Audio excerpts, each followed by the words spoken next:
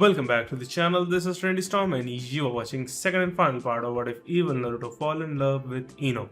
If you enjoy this video, please like, share and subscribe to this channel. Now wasting no time, let's start the story.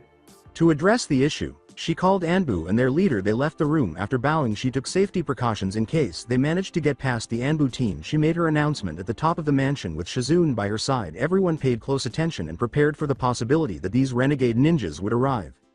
Tsunade observed as Ninja prepared to confront this formidable foe. She went back to her desk after turning around. When she did, she stood by the glass window that looked out over the village. Instead of sitting down, she pondered who might be seeking retribution against Konoha at that moment. Kakashi knocked on the door, opened it, and began to describe what had transpired 4 years prior. She was taken aback, but at least she knows who they will be up against. Naruto and associates. Something was on its way to them as they were racing through the trees. They leapt away upon realizing it was a kunai. The paper bomb attached to the kunai detonated before they could get too far away. The Anbu made it apparent that they were alone. The group appeared at that moment with irritated expressions on their faces. They obviously didn't like that little surprise attack. Leaf's Anbu, never thought you guys would still be around, Naruto stated. It doesn't matter now since this will be as far as you go and we will make sure of that, the leader said. And what makes you think that? Ino asked. We are second best, next to the Hokage, plus we are great in numbers. It's about quality, not quantity, my friend, Naruto announced. We shall see about that.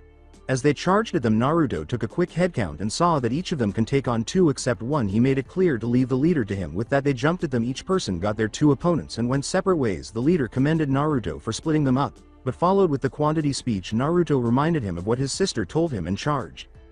Ino paused. With her being apart from the rest of the group, she stopped and noticed the 2 Anbu on her trail. She smirked and dashed at them. They withdrew their swords and prepared to slash at her. Her Kyuubi eyes flared and saw them bring their swords to meet her. She caught the blades with her fingers, stopping them. Throwing the swords up, she punched one away and delivered a jaw-breaking kick to the other. Recovering from the attack, they dashed at her.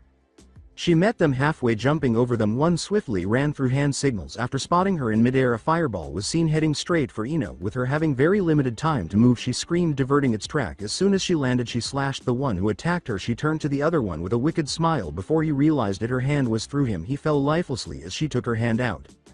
Sasuke Pav 2 Anbu were hot on his trail. Unsheathing his sword, he turned to face them. Sparks flew from points of contact with Sasuke's sword and theirs. Sasuke broke free and brought his sword down. One stayed and blocked his attack. The Anbu threw up his arms and quickly went to slash Sasuke. He blocked it, but then the other came from the back with his sword pointed at Sasuke. He went to stab him when a purple ribcage was around Sasuke. The sword broke when meeting the invisible armor, with the one in front of him being distracted.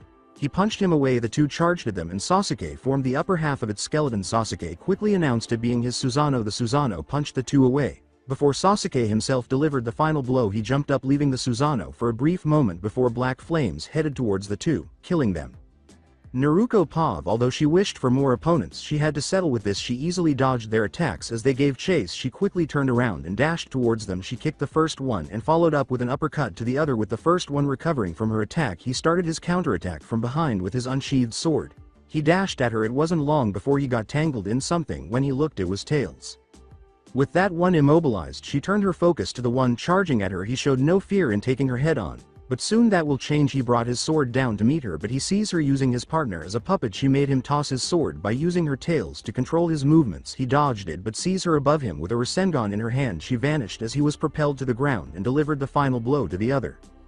Gaara Pav, after making enough room between the others and himself, he turned to face his opponents. It was safe to say neither of them knew their reactions. The 2 jumped at him and brought their swords to meet him. Sand swirled around Gaara's open palm, creating a sand spear. He launched it and they dodged effectively. They brought their swords and slashed Gaara. It didn't take long before the sand clone broke apart. They started to look at the spear in the sky.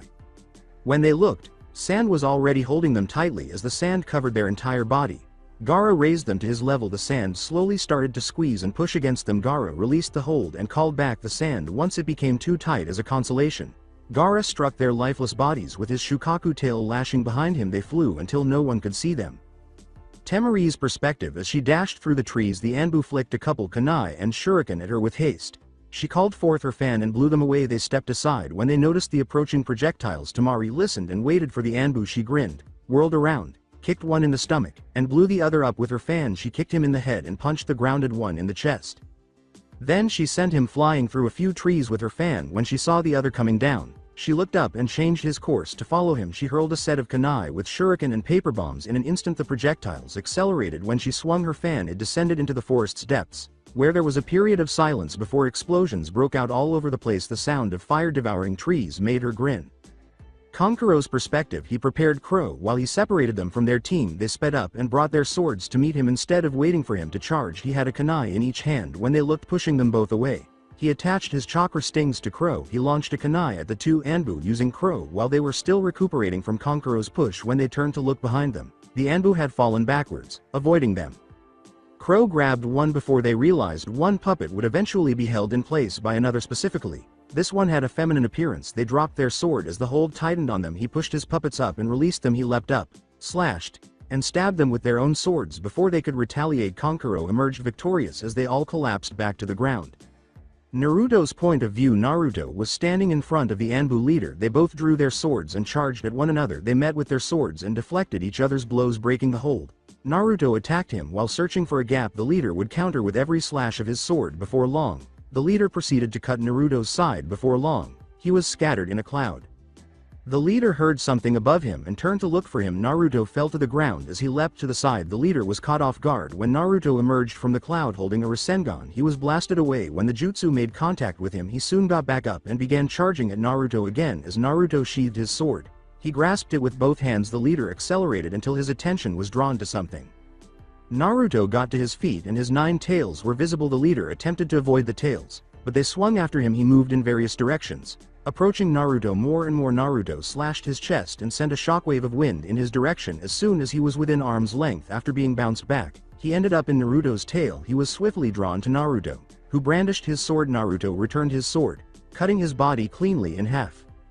His team materialized behind him at that precise moment. They all agreed that Naruto went a bit too far. After looking at his work, he dismissed it, knowing that they needed to reach Konoha. After giving a nod, they disappeared into the trees. They knew they had to be close. When they sent Anbu, all of them pondered how they would be afraid of them. They were too accustomed to peace. Given how simple it was to defeat Anbu when they show up, that will undoubtedly change.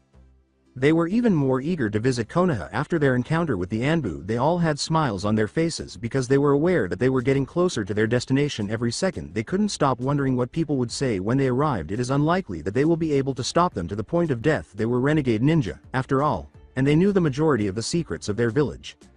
"I smell Konoha," jokingly said Naruto. "Funny, very funny, Naruto," Ino shot back in a mocking tone. "Even so, I think he's right," declared Naruto. Tamari questioned, "What makes you say that, Naruto?"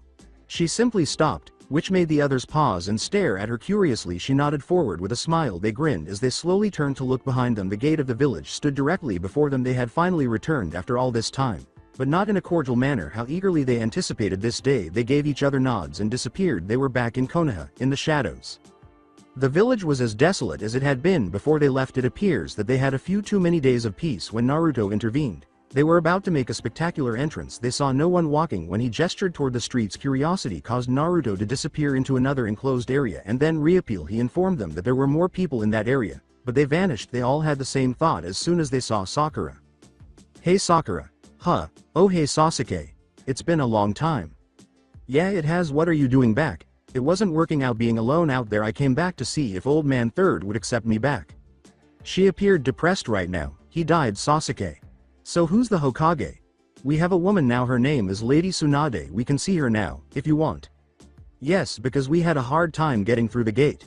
At that moment, everyone approached her. When she saw them, she became tense, but Sasuke reassured her that they would go out together. She grasped his hand and began to move ahead of them. Sasuke's hold on her hand tightened as she realized none of them were moving. A wicked smile appeared on each of their faces as they gazed at her. They began to snicker sinisterly, and she wondered what had gotten into them. When Sasuke said, "You really are stupid, Sakura. We're not here to join Konoha," Naruto said. Naruto said, "We're here, Toa." Everyone exclaimed, "Destroy it." At once she made an unsuccessful attempt to escape Sasuke, knowing they would enjoy this. Naruto and Sasuke slowly drew their swords. They went to stab her. Swords aimed at her. The fact that she was no longer there astounded them at that moment. Sakura and Kakashi emerged together. He told her to inform the Hokage. She nodded and took off, but Naruto nodded to Naruto and the Sand siblings before she could go very far. "You guys go after her and let his students take care of him." Ino teased, "It's only fair, right sensei?" "It's only natural for a student to surpass their sensei," Sasuke said. I won't be holding back, he said, lifting his headband to reveal his Sharingan. Sakura was cornered by Naruto and the Sand siblings as they ran toward her as the shattered Team 7 stood in the same place. The air seemed to grow thicker while Naruto and Ino's eyes resembled the Kyuubi. Sasuke displayed his Sharingan. Kakashi ran in their direction after his right foot slipped behind him. They grinned and hurried over to him while Naruto did the same on the ground. Sasuke leapt to his feet and ran through hand signals.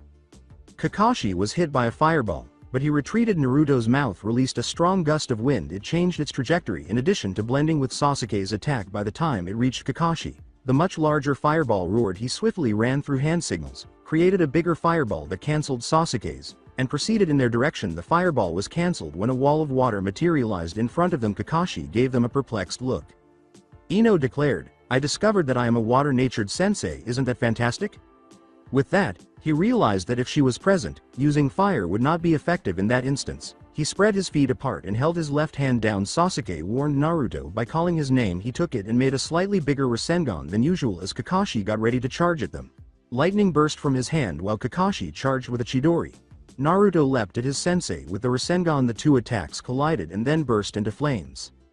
With Ino at his heels, Sasuke pulled his sword and dashed into the cloud of dust. When Sasuke raised his sword to strike Kakashi, he ducked beneath it and kicked him in the jaw instead. On all fours, Ino lunged for a slash. Kakashi kicked her in the stomach after sidestepping and grabbing her hand with his sword aimed at Kakashi. Naruto descended from above. Naruto turned to see that he had vanished. Behind him, Kakashi emerged, his arms out to the sides. It appears that white bandages are slipping out of his sleeves and encircling Naruto. Kakashi grabbed it and flipped over. Naruto's head struck the ground as he started to spin more quickly. He remained lifeless after his body collapsed. Angry, Ino ran toward him, but a Chidori through her stomach stopped her. Sasuke saw a blade to his neck just as he was about to move. After stealing Naruto's sword, Kakashi put it to Sasuke's neck if he didn't give up. He threatened to kill him. He gave a sufficiently uplifting example with Naruto and Ino when it came to a matter of life or death. Sasuke was prepared. He would be executed immediately if he didn't turn himself in. Otherwise, he would be imprisoned until his death. In any case, he looked at the circumstances and realized that he would still die. "We said that we would finish this mission or die trying. You just should have surrendered. Either way I was going to die in a situation like this, right? Have it your way." After taking the sword away from Sasuke's neck, Kakashi got ready to stab him in the heart. Sasuke closed his eyes as he cocked his arm back. Kakashi pushed forward, striking its target. When Kakashi attempted to stab Sasuke in the heart, the blade struck its target. That is, for Sasuke. Kakashi's gaze now shifted to Sasuke's purple rib cage. No matter how hard he tried, it would not break through. Kakashi saw that Sasuke was carrying the Mangekyo Sharingan. Kakashi avoided a skeleton arm that was aimed at him. Two enormous powers were observed as soon as he touched down. The focus was entirely on the source. Kyuubi's chakra was lifting Naruto and Ino to their feet. Naruto remarked, "It was enjoyable toying around with you, sensei." "I agree, but now it's time to end our little feud," Ino said. Kakashi could see tails coming out from behind them like the night Kyuubi attacked this village. They each had 9 lashing tails. They got down on all fours and got ready to attack before he did in order to get his attention. Sasuke made the Susanoo's top half skeleton and made it punch him. Kakashi managed to jump away just in time, but 2 bone-breaking kicks were delivered to his back before he could land. As he was launched into the air, he grunted. He was slashed down by Naruto and Ino, who materialized above him on his way down. Sasuke punched Kakashi with the Susanoo, sending him flying across the village. Ino materialized behind him in midair before he could go any farther. She kicked him back in the direction of the others. He saw Naruto flying in his direction after gathering his wind chakra in his right hand. Naruto impaled Kakashi's stomach with an uppercut. "Sorry about this, sensei, but we have to do this," Sasuke replied. Black flames moved in Kakashi's direction as Sasuke closed and then opened his eyes after making himself stand up. Kakashi watches as Naruto and Ino charge a tailed beast bomb. The flames touched him and consumed his body. As he turned around, Sasuke's left eye had 2 blood trails visible on either corner. He was joined again by Naruto and Ino, who asked the one question that was on their minds. Together, they exclaimed, "What the hell is that?" "It's called the Amaterasu. It's an eternal flame that can only be stopped by the creator. My left eye ignites it and my right eye controls the magnitude." Naruto remarked, "That's awesome, but it looks like it puts serious strain on your eyes," after noticing the blood. Then he wipes it off with his sleeve and says, "Don't worry about it, I only use it when necessary." "Let's go meet up with the others. The 4 of them should have taken care of Pinky long time," Ino said. With the others as they looked after Kakashi, Sakura was already in a difficult situation. 4 extremely powerful people were gathered around her. Though she was surprised to see Naruto, she recalled what the Sand siblings could do. She could have deduced that Naruto and Naruto had to be related because they shared so many characteristics. In summary, she is either on par with Naruto or not that far behind him if he was that strong in the beginning and only got stronger. She was aware that she needed to exert herself. Everyone prepared as she clenched her fist. Her punching the ground caught them off guard as they leapt away. The ground gave way beneath them. Glancing down, they saw Sakura approaching them. She dodged the sand that Gaara threw at her. She prepared to strike Temari, who couldn't help but smile. Temari used her fan to shoot her back down when she was close enough. "You must have forgotten the beating I gave you 4 years ago. I'll be glad to remind you though," Temari laughed. Sakura rose from the earth and made her way toward her. She got stuck in the sand and was stopped. Temari chuckled when he saw how naive and pitiful she was as she watched Sakura soar higher into the sky. She couldn't help but smile. 3 kunai with paper bomb tags were thrown by Konkuro. The kunai impaled Gaara after she made holes for it. After Naruto finished her attack and stepped back, the bombs started to go off. She then charged with a Rasengan. Her body was completely covered in sand, and the bombs detonated. Sakura's lifeless body fell, and the sand went back to Gaara's gourd. The warm-up ended when it hit the ground. Sasuke, Ino, and Naruto soon materialized beside them. They appeared bored while waiting for them. Based on the expressions on their faces, they dismissed it and looked at Sakura's body. They were unable to even identify her due to the terrible damage. Naruto acknowledged, "Wow, well, you sure made quick work of her. Unlike some people we know." Naruto added, "What was that?" "I didn't stutter, Ni-san. I just want to make sure I heard you correctly. You're already getting old. Maybe you should leave this to the younger people." "Why, you little, enough you two," Ino said as he broke them up. "If you are going to be like this, then the two of you should just leave and let us handle this. This is no time to have a sibling rivalry. You two can settle this when we get home, but for now focus on the mission at hand." They relaxed and nodded. They tried to figure out what to do next. Naruto expressed an idea that he had. It was dangerous and crazy. They wanted to be against the idea, but they also wanted to know how this would really turn out. Then a decision was made. With a nod, they moved on to their next stop. Generally speaking, Naruto, Ino, and Naruto were eager to see this. Although this wasn't anticipated, it turns out that Konoha did have a little change. In the mansion of the Hokage, Tsunade was occupied with paperwork because her village was about to face a serious threat. The Anbu team was killed by this threat. She was informed. She recalled what she had been told by Kakashi. One of those ninja was standing on the ground directly in front of her desk 4 years ago. The mere thought of it made her ill. She must walk past where he used to be every time she enters or exits the room. She tried to calm herself by closing her eyes, but a knock on the door interrupted her. She let out a sigh and started talking. "You may enter." The door then disappeared entirely. The door seemed to have been blown up. Tsunade got to her feet. Braced for the worst, she could see 7 figures in the smoke. Their faces were recognized. As the smoke subsided, one of the faces precisely matched Kakashi's description, and Tsunade's eyes widened. She noticed the serious resemblance to the 4th, the blue eyes, the spiky blonde hair, and the 3 whisker marks. Tsunade asked, knowing the answer, "Is it you who are causing trouble in my village?" "That's correct. You must be the next Hokage. It's sad since you'll be the last," said Naruto. "Watch your mouth, brat. You just might get me angry, and for you that isn't a good thing." As if an old lady like you can do anything, Kakashi was right. He does whatever he wants. It's up to me to teach him his place. Naruto was punched out of the window by Tsunade, who materialized behind him. The display of strength and speed stunned everyone. The Hokage was regarded as the Leaf's finest ninja. They knew they couldn't resist if they wanted to at least make her weaker. Naruto soon appeared through the window. Climbing back, his emotions were concealed by his hair and his lowered head. He raised his head as soon as he was directly in front of Tsunade. "I just took one of your hits. Let's see if you can withstand mine." She fell to the ground after Naruto punched her in the stomach. For a long time, they all gazed at her. She was starting to stand when they heard laughter. The smile never left her face as she dusted her clothes and stood tall. She glanced at Naruto, whose face was a little agitated. They all knew Naruto gave it her all in that punch, but she seemed unfazed. They needed to come up with a quick plan. They will undoubtedly be done for if not. The teenagers gazed at Tsunade, their rival. She has demonstrated that she possesses the strength of 3 Narutos. They were a little alarmed to learn of the extent of her reserved power. They have more people, but that's their only advantage. This will turn out to be their most difficult fight to date. They were all unsure of what to do when they noticed Tsunade yawning, looking bored, and becoming agitated. When they had had enough, Naruto and Sasuke charged at her. Sasuke was surrounded by a purple aura, while Naruto was surrounded by a red aura. The force was too great. Even though Tsunade braced herself in the end, they forced her outdoors. The others trailed behind and caught up to them. Tsunade grinned as she turned to face the 2 boys who had pushed her out of her office on its own. Naruto's blue eyes turned red and had silted pupils. My, it would seem when you are furious is when your power is powerful, said Tsunade. And as much as my sister and I are concerned, it's a horrible thing when we get mad, said Naruto. Tsunade was rummaging through her mind, trying to find a solution. Now you have me interested. You really don't know what happened 16 years ago, do you? Ino responded. I know about the Nine Tails attack and how it was sealed into 2 newborns. The twins said, and those 2 newborns are before you now, simultaneously. Kyuubi's eyes glared as they charged at her. Tsunade jumped into the air with the twins following. Naruto went to punch her, but her fist met him instead. Naruto appeared above her and knocked her down. She soon realizes she was also going down and Tsunade had a grip on her ankle. She tosses Naruto to the ground and just when her back touched the ground, Tsunade brought her foot down on her stomach, not only causing blood to escape her mouth but also creating a crater in the street.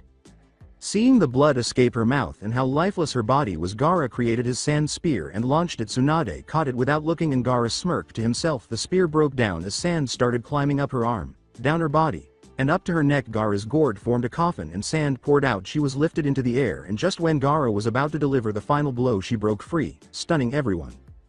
Dear children, let me show you how it's supposed to be done. She ran after them until she was struck by something. A dust cloud picked up as the attack still raged on. Then silence. They noticed that Naruto and Naruko were the 2 figures emerging. They eased down a bit before Tsunade was on her feet once again. They could tell the twins' unique attack did little to no damage. She stared at them with calm hazel eyes. Naruto growled under his breath seeing her standing. I know none of you are thrilled to see me again, but don't worry, I'll end this. She dashed through them so fast that the human eye couldn't see. Just then everyone feels a great pain. Some of them feel it in the gut, face, or chest. Only one thing was going through their minds. She moved so fast not even time can keep up with her. It was now or never. Kankuro took out Crow and Tsunade laughed wondering how a puppet could hurt her. Kankuro shoved Crow in front of him as she charged at him with a sly smile. She pushes Crow aside. She then realizes that she is being pulled into the torso of Crow. Crow separated when she was completely trapped. His legs, arms, head, and torso was all separated as Kankuro led them into the slots. Blades emerged from the head, arms, and legs. He impaled Tsunade by inserting them into the slots, knowing that a few cuts wouldn't stop Tsunade. Naruto instructed everyone to assemble around her, but from a distance. They surrounded the torso, keeping at least 10 feet away as the loose pieces came together. There was silence where they stood. After a couple seconds passed, Kankuro fixed Crow to his original self as Tsunade laid on the ground bleeding from her wounds. Green chakra radiated from her hands as she began to slowly stand up. When she applied them to the wounds, they began to heal quickly. Naruto yelled, "Guys, we have to do it now." They all hurried through the hand signals, accelerating Tsunade's recuperation. They immediately unleashed their assigned chakra nature. After finishing, Ino unleashed water, Kankuro unleashed earth, the twins and Temari unleashed wind, and Sasuke unleashed fire and lightning. An explosion was produced when all of the chakra natures collided in one place in an attempt to flee. They raced the explosion. After the smoke and light subsided, they could see Tsunade standing in a massive crater.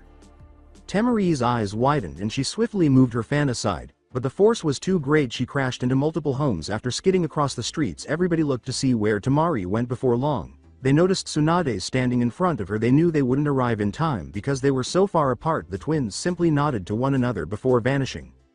In an instant, they saw Naruko in front of Temari with a chakra blade through her and Naruto with his sword through Tsunade. They're still not surprised by the twins. They sprinted as quickly as they could to join them. Temari wanted to know what was happening. She literally witnessed the twins impaling Tsunade one moment and then being about to be punched out the next. They were impressive in whatever they did.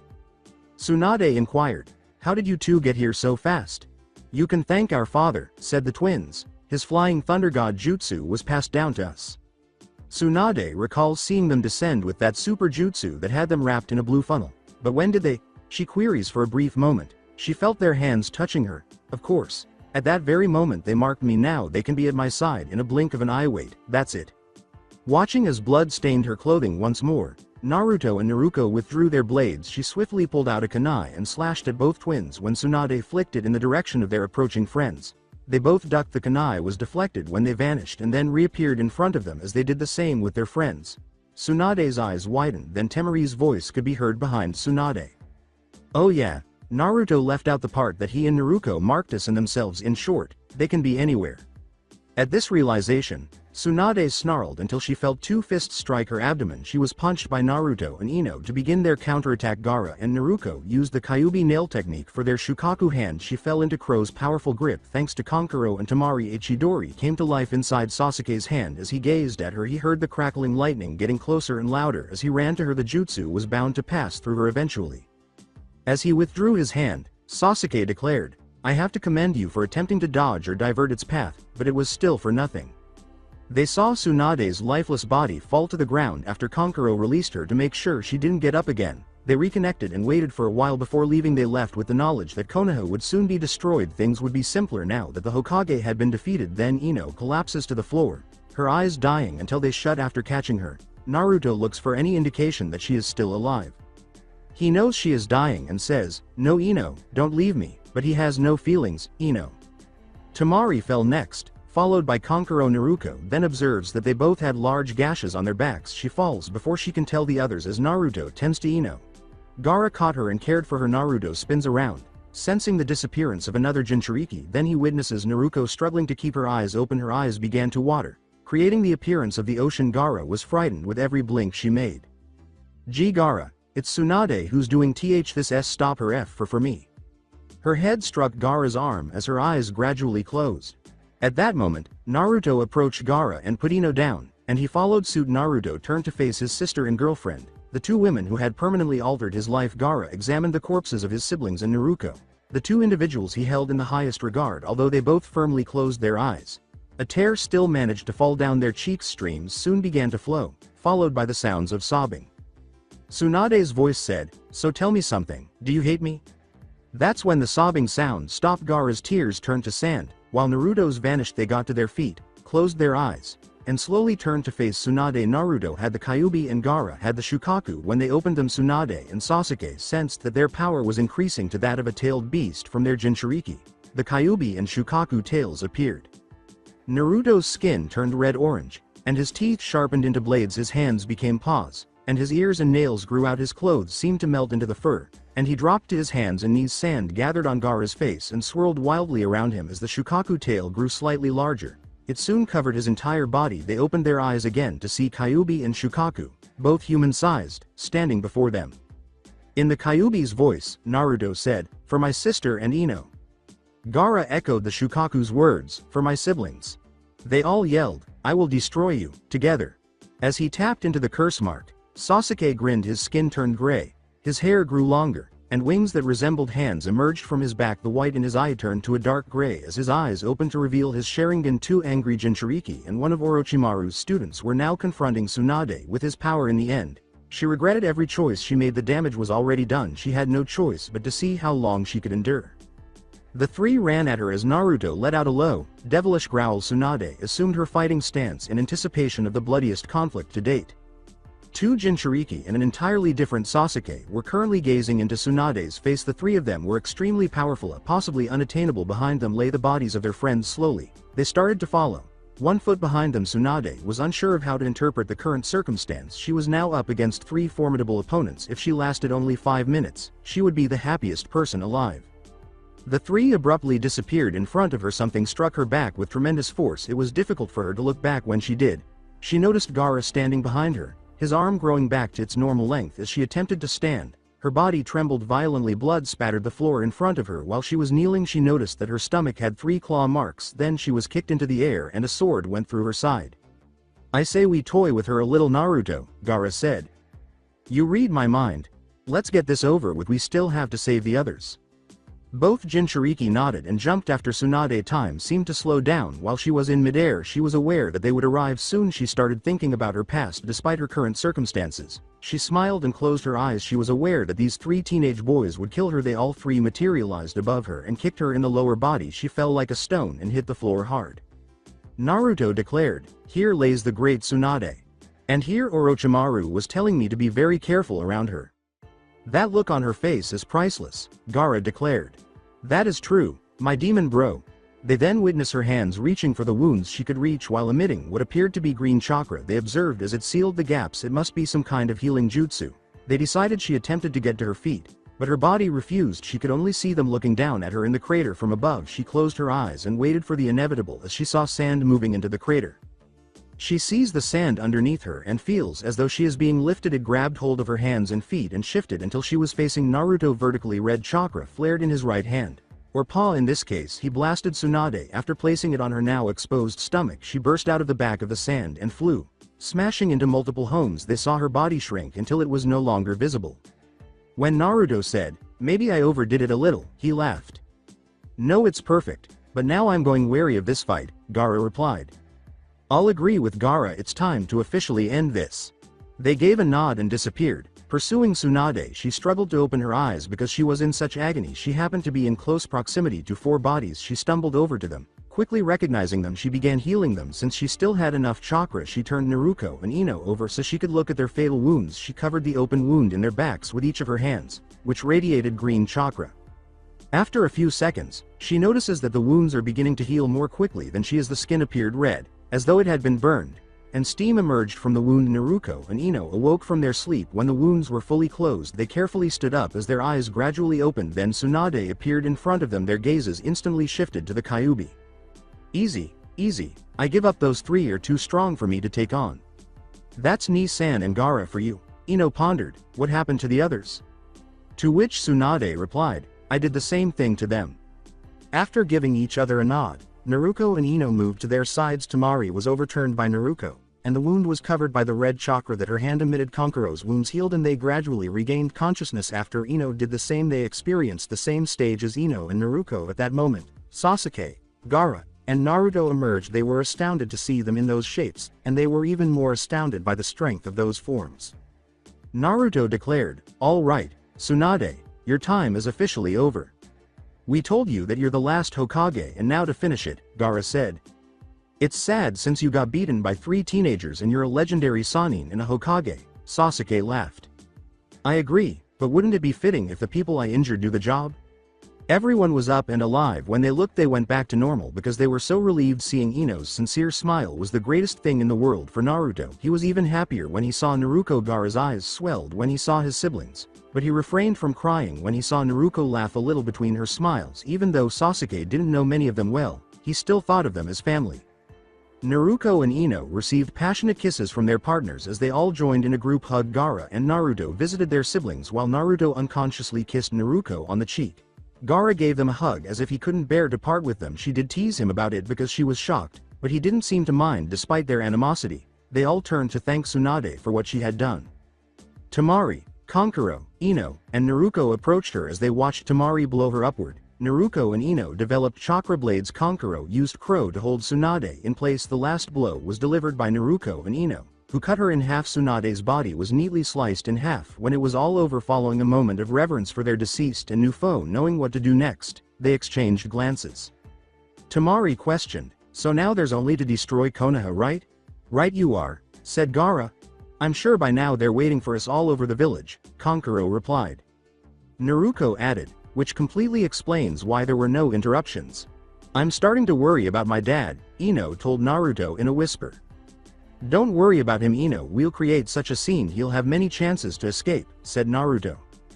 "Thanks, Naruto," she said, pausing to allow the moment to fully register. "Now let's destroy this village." "Remember what Kyuubi showed us, sis?" he asked, assuming she understood. "Want to do it?" he asked. "Yes. Let's do it, Ni-san."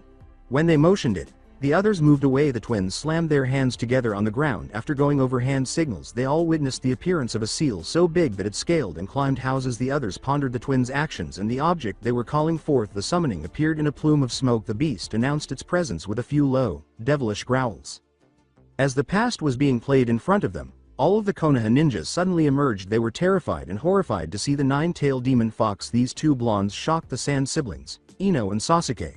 Once more they clarified that because they had a common-tailed beast, combining their chakras into a single jutsu created the full 9 tails by combining the 2 halves.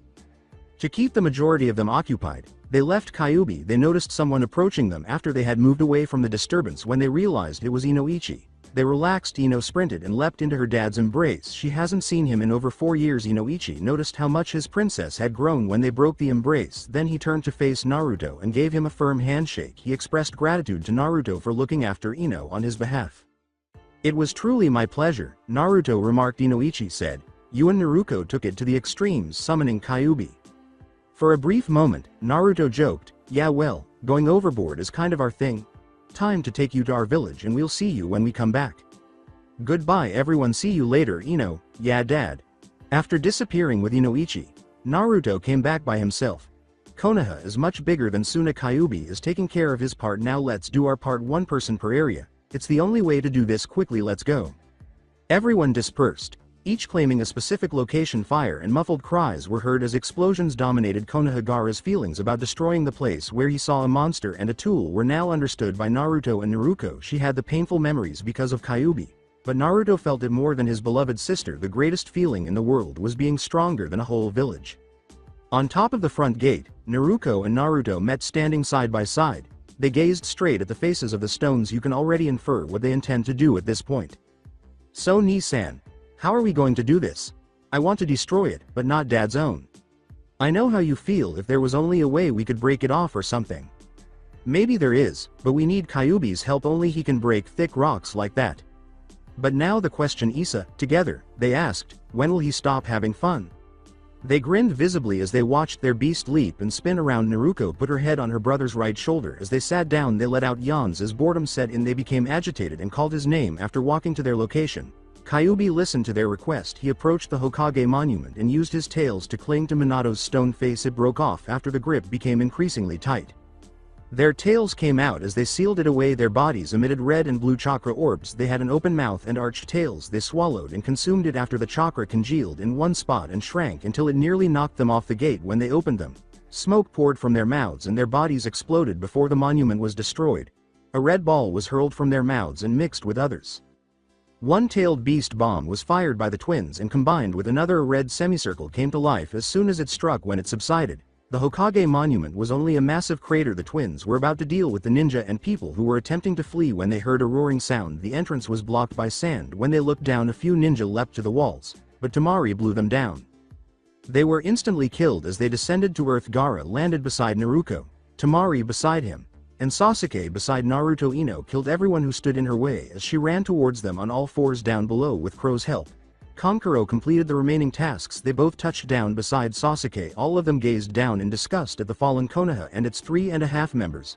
Given Naruko's brief absence, it's 3.5. Temari questioned, "How are going to clean up our mess?" "Nii-san and I have a way," Naruko answered. Kankuro said, "What are you and Naruko going to do?" "You'll see," said Naruto. Sasuke declared, "Well, hurry up and do it already." "Fine," said the twins. Everyone kept a close eye on them. While they briefly closed their eyes, they sensed a tremendous rise in their power. They were purplish-gray with rings around the pupil when they opened them, rather than their typical blue oceanic self. When they revealed that they had unlocked the Rinnegan, everyone gaped at them in wonder. They stared at them, perplexed as to why they were merely gazing at them. The twins questioned, "Do we have something on our faces?" They responded with a shout, "Yes, you do." Ino tried to say it correctly when she asked, "How when did you two unlock the Rinnegan?"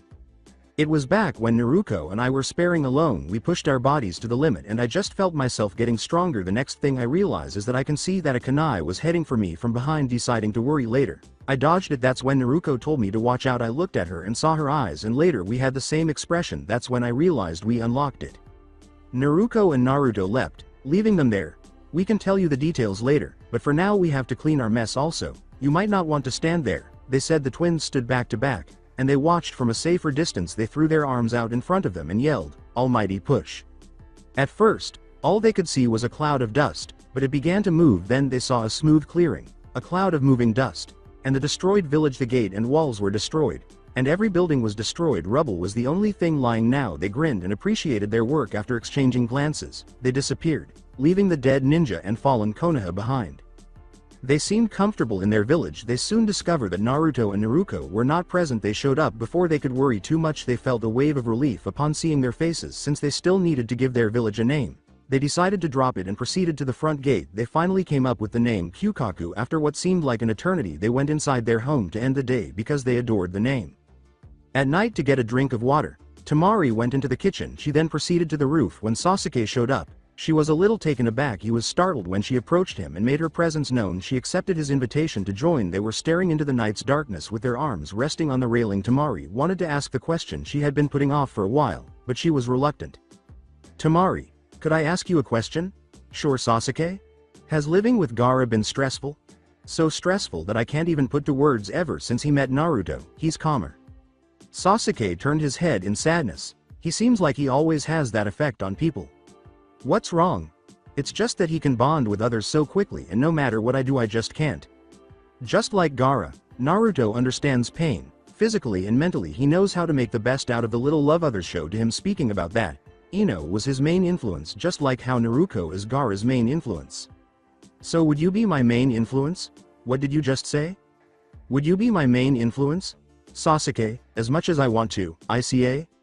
Sasuke had her in the middle of a kiss. Before she could finish she began kissing back. As she gradually sank into the kiss they broke their kiss after a few seconds. And Sasuke held Temari by the waist while they gazed at the full moon. It appeared to shine brighter. For some reason they walked back inside after turning around. After leading her to her room, he proceeded to his own, excited to start tomorrow. He lay down. The morning sweet scents filled the house. When the guys woke up they left their rooms and made their way to the kitchen. When they peered out, they noticed the girls making breakfast. They had their hair out and were still dressed the same as when they went to bed, except for the aprons. The men crept into the kitchen and rested themselves against the counter. When the girls saw them, they anticipated the look of shock on their faces. They all said, "Good morning guys," without turning to face each other. "Glad to see you can join us for breakfast." Naruto asked Gaara, "How did you know we were there?" Naruto said, "Ni-san. Gaara, I'm also a Jinchuriki." Naruto pouted, and his lover kissed him on the cheek in return. They all took a seat and savored the breakfast prepared by the women. They were off to a good start to the day. Before there was a knock on the door. The morning inside the house was as quiet as it could get. The first person to fly down the stairs to respond was Naruto. She opened the door, then hurriedly shut it in the face of the person. As soon as they heard Naruto slam the door, everyone hurried down. All Naruto could do was smile and take his beloved sister out of the door. When she told them about their visitor he opened it slowly and spoke with a sheepish expression. "Sorry about Naruto, she didn't know about our little arrangement. If it wasn't for her being my superior and stronger than me, I would have dealt with her myself." Everyone questioned, defending Naruto, "And you're sure about that?" "Uma, no I'm not. Aside from that, Zabuza and Haku, are you prepared for your new life?" "Yes," both of them said after Naruto escorted them inside to complete the formalities. Gaara entered with their newly made headbands, which featured the spiral of the Kyuubi seal and the design of the Shukaku seal. They gazed at their leaders, nodded, and smiled as they put them on, and for some reason, Zabuza and Haku felt rejuvenated. "Before I forget, I brought some friends and they spread the word," Zabuza declared. The twins took a deep breath to start the one and only training that will exhaust them at that moment. They all looked out the window to see people flooding around the mansion, and entering the gates they slowly turned back to face Zabuza. Their mouths open. Naruto swiftly gave the order for everyone else to keep making headbands while he and Naruto sorted out the new villagers. 3 hours later, the twins' faces were worn out, exhausted, and just plain sleepy.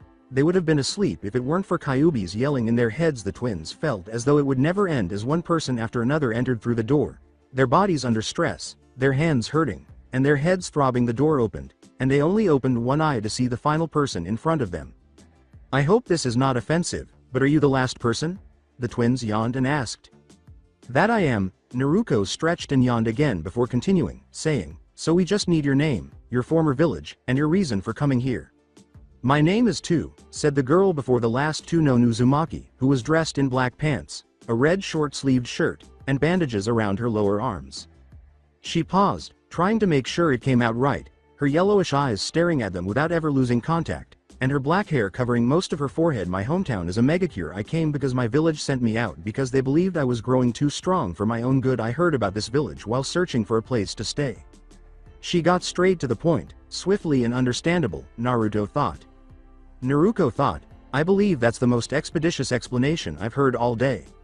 When they took her information, Kankuro came in, breathing a little bit heavily. The twins made fun of him for having endured punishment, but he was the one who was exhausted, so he defended himself and his fatigue vanished. The twins did, in fact, have the Kyuubi. A low growl was the only sound that came out of their mouths, followed by a soft, gentle, and light sound, and everyone's attention was drawn to Tu, who was standing there with her eyes closed and a hand over her mouth. "How are you?" Naruto inquired. Tu started laughing at that very moment. "Sorry, I just couldn't hold it anymore," she said. "Although you're my leaders, you're still teenagers. I like that," she said once she had calmed down. With a rare sweet smile, she turned to face Kankuro and said, "Maybe living here will be fun." She took her headband from him and left, saying, "Just maybe." The twins were unable to control themselves once she was spotted outside the facility. and they slowly turned to face Kankuro, who was still staring at the door where the girl had left a short while before he heard evil laughter coming from behind him, and when he looked, he felt weak. The twins' eyes were replaced by red beam-like lights, and when they smiled twistedly, their teeth were razor-sharp. Kankuro knew they wouldn't hurt him, but why? Stop it right away. The twins are squatting, holding their heads, and crying, and Kankuro is in a daze. It doesn't take him long to realize that Ino and Gaara are standing over Naruto. Their fists still balled. The twins get up and rub their heads slowly, as if it weren't painful enough, and they ask what they did to deserve this punishment. When they see their lovers raise their fists once more, they instantly back down. Demanding, "Okay, you two, spill it," Ino said. After they did, Naruto told the news. "Kankuro likes too. But first get Sasuke and Temari. Even though some stuff might be happening," Naruto said. "She is one of our newest village members. In case you were wondering who she is," Naruto explained. "He came in to give her a headband, and because of the circumstances he fell in love with her." "Ah, Kankuro's in love all over again," Temari joked. "I dislike her. I hardly know her at all," objected Kankuro. "Who are you not fond of?" "Too, it's someone who you shouldn't get involved with," he said, recalling the voice and looking around. It was her. "Kankuro, face it, you like her, too," was suddenly engulfed in a cloud of smoke, revealing a laughing Ino. "I guess I can't hide it any longer. Yes, I like her." It was a fairly typical day in Kyukaku, with everyone going about their businesses and doing their own thing. However, because of the rush they had earlier in the morning, the twins in the mansion would occasionally fall asleep, and each time they did, Gaara and Ino would wake them up only to have to do it again the next time they discovered them asleep. They poured icy cold water on them, and in addition to being freezing cold now, they were wide awake. For the most part, today was a slow day. Kankuro would normally work directly with the villagers to determine who would be best suited to work as a team and help them get powerful. Temari and Sasuke were helping around the mansion, sorting and faxing papers, or, their favorite, enforcing the rules. Sometimes they would have their fun, but they wanted more. At least they got to have some instead of none. On his way back, he had a little difficulty balancing the bags in both hands and arms, and it seemed rather hopeless until he heard a voice behind him. Kankuro was out getting supplies because the 7 teenagers were running low on them, and he maintained a steady smile while being greeted left, right, front, and center when he reached the cart. The worker offered to give him what he wanted for free, but he refused and paid because they did need a way to live and generate income after all. "Looks like you need help there, Kankuro-sama." Carefully, so as not to spill the groceries, he turned around and said, "It does, doesn't it?" "It's me, so, would you like my assistance or not?" "Sure, I'll take you on your offer," he kept telling himself to remain composed. She took some of his bags and helped carry them to the mansion, where they conversed and grew closer. Kankuro was shocked to learn that she was capable of destroying an entire village with a single jutsu, but he soon remembered the damage the twins had caused. They quickly arrived at the mansion, went upstairs, and entered the kitchen, setting the groceries down before descending again. "When brought her into our house without our consent, then?" Everyone, seated at the table with their lunches, asked. "Am I living here and not a leader as well? Now I see what's going on," Naruto remarked, grinning and nodding. "That's not at all like it." "Sure it isn't," said Naruto.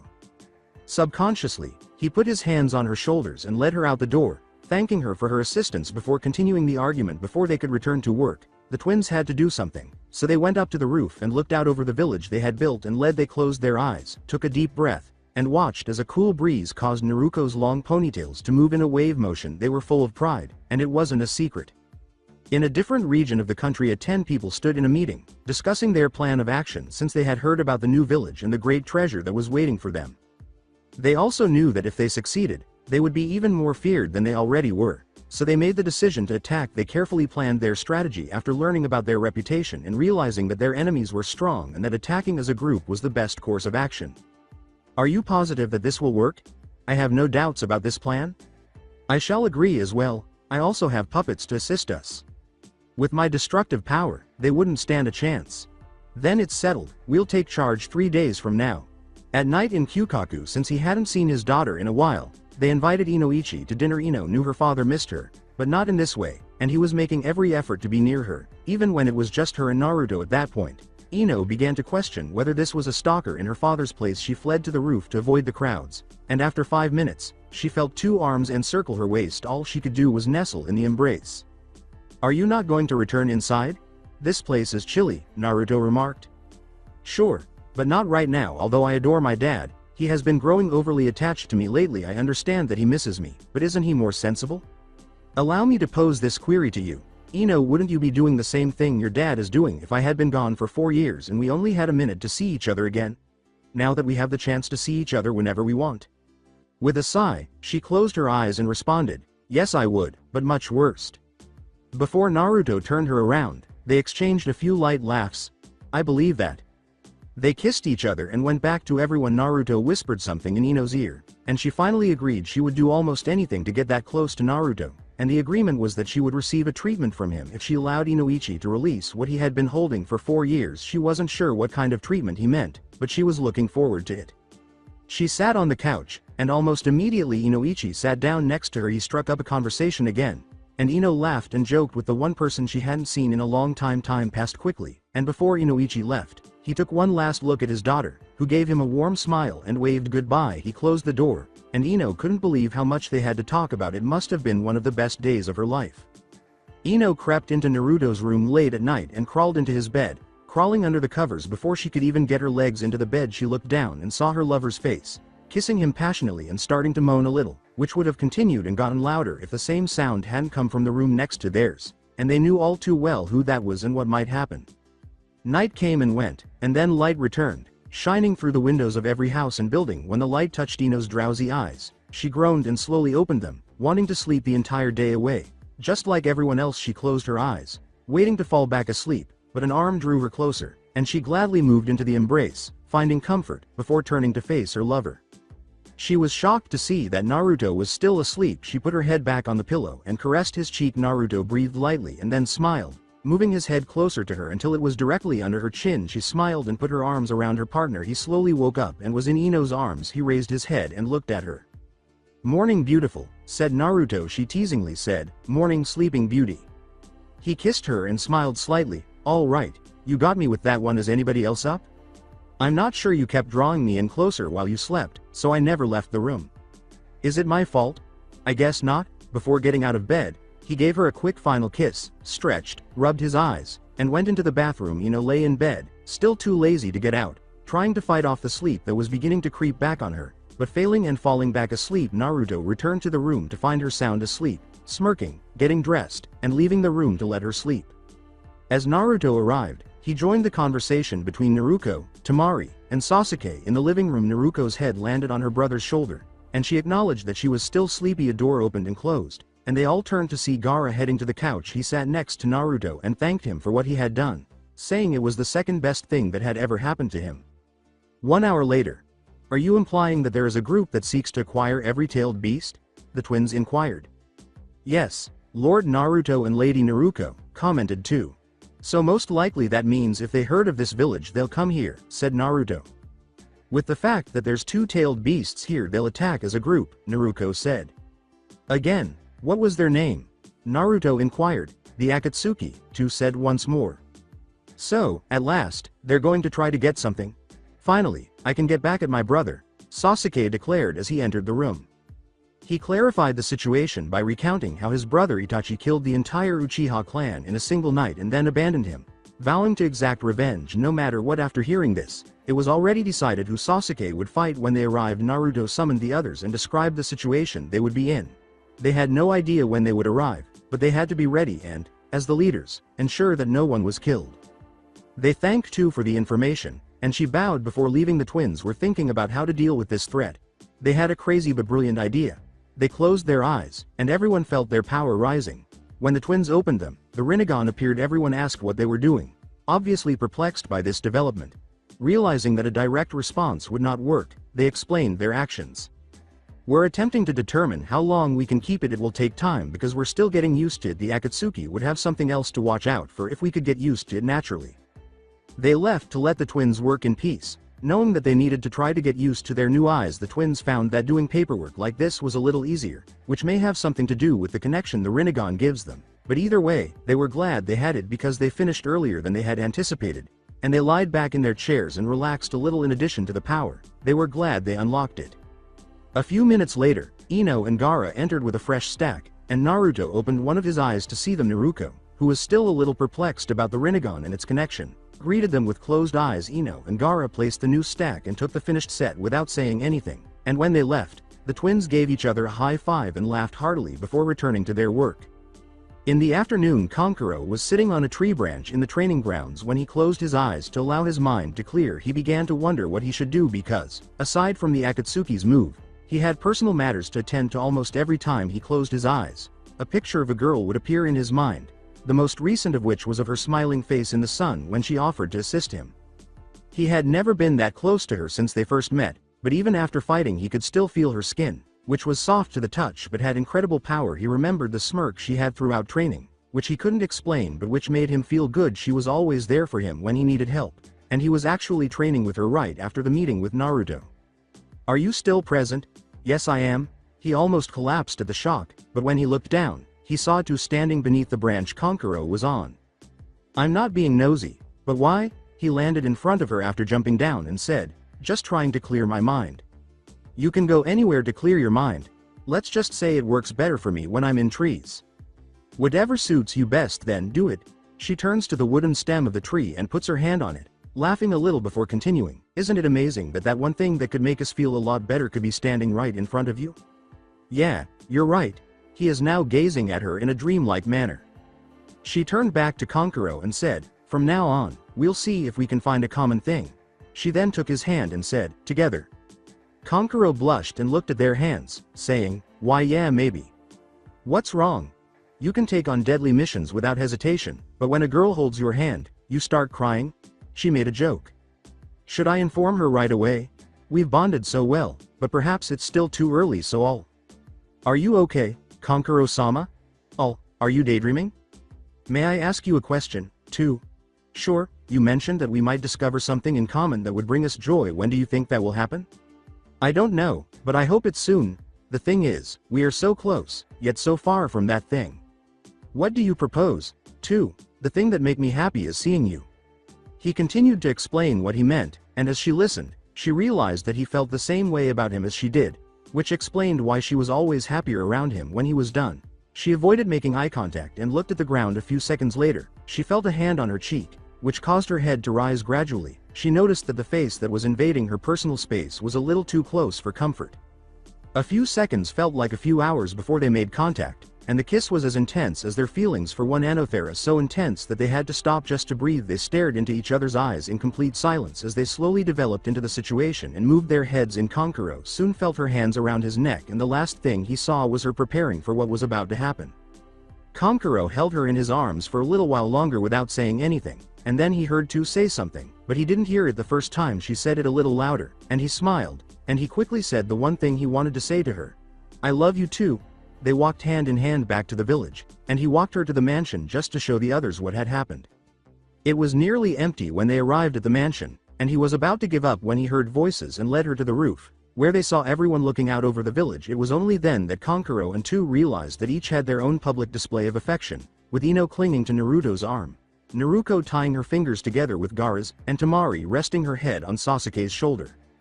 "I've located you at last." Kankuro's shocked cry startled the others.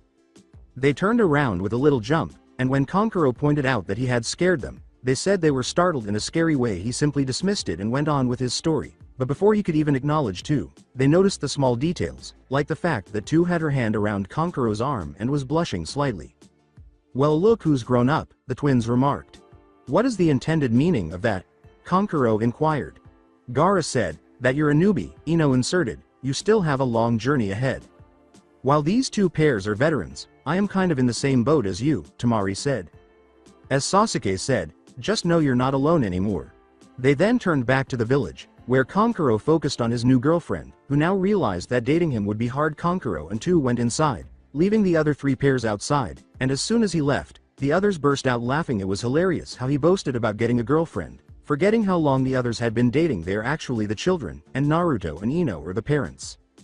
In a different area of the Land of Fire, 10 people were moving through the woods, and they knew that their big ambush was coming up one day. They were aware that their opponents were strong, but they were also strong, and if their name alone could make people fear them, then they should be considered a formidable force. They heard the village's name and thought it was a stupid choice, which left them vulnerable, and they knew that their prize was in that village.